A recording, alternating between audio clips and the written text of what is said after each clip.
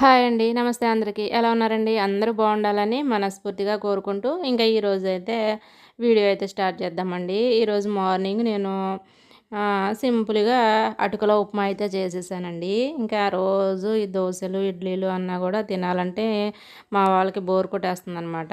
అందుకని ఇంక ఈరోజు అటుకుల ఉప్మా అయితే చేశాను. ఒక కప్పు అటుకులు తీసుకున్నానండి.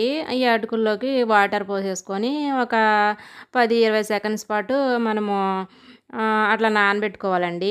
నానిన తర్వాత వాటర్ వంపేసి ఉంచుకోవాలి. ఇంక ఈలోపైతే నేను ఉల్లిపాయలు, పచ్చిమిర్చి కట్ చేసుకొని రెడీగా పెట్టేసుకున్నాననమాట.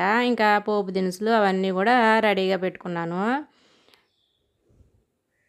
స్టవ్ వెలిగించుకొని ఒక మూకుడు పెట్టేసుకోవాలి. ఒక 2 స్పూన్ల ఆయిల్ వేసేసుకుంటున్నానండి. ఆయిల్ వేడెక్కిన తర్వాత ఇంకా పచ్చిశనగపప్పు, పల్లీలు, మినప్పప్పు, ఆవాలు, జీలకర్ర అనమాట. ఇంత మట్టికి పోపు దినుసులు అయితే వేసేసుకుంటున్నాను. చక్కగా ఇవి తింటున్నప్పుడు మనకి పంట కింద తగిలి రుచిగా ఉంటాయండి. చక్కగా బాగా వేగనివ్వాలి. ఈ పోపు దినుసులన్నీ వేసేసుకొని మంచిగా వేగిన తర్వాత కొద్దిగా కరివేపాకు కూడా వేసేసుకోవాలి. అలాగే కట్ చేసుకున్న పచ్చిమిర్చి వేసుకోవాలి. మనం తినే కారానికి తగ్గట్టుగా ఒక 2, 3 పచ్చిమిర్చి అయితే సరిపోతాయండి. సన్నగా తరిగేసి వేసుకోవాలి. ఇంక ఇప్పుడు పొడవుగా కట్ చేసుకున్న ఉల్లిపాయ ముక్కలు వేసేసుకోవాలి.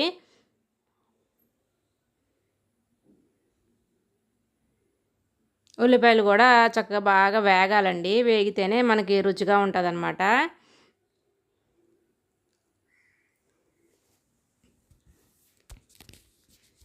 ఈరోజు వర్షం అని చెప్పేసి ఇంకా పిల్లల స్కూల్కి కూడా సెలవు ఇచ్చేసారండి. నిన్న మొన్న అయితే ఫుల్గా వర్షమేనమాట.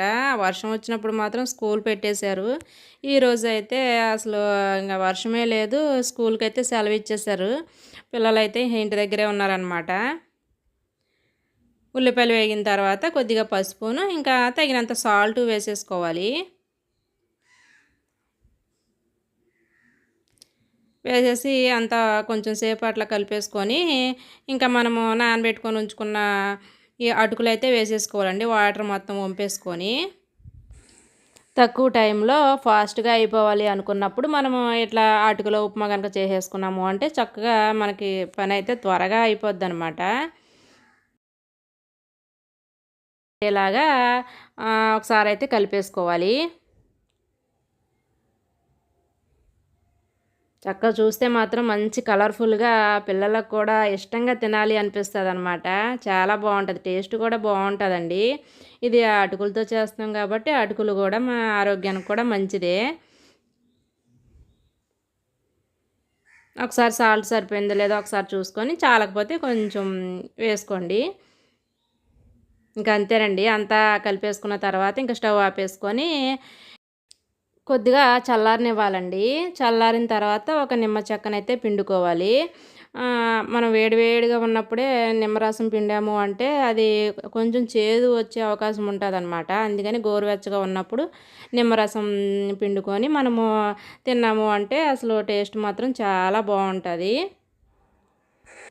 వీడియో కనుక మీకు నచ్చితే లైక్ చేయండి, షేర్ చేయండి, సబ్స్క్రైబ్ చేయడం మాత్రం మర్చిపోవద్దండి. Thanks for watching.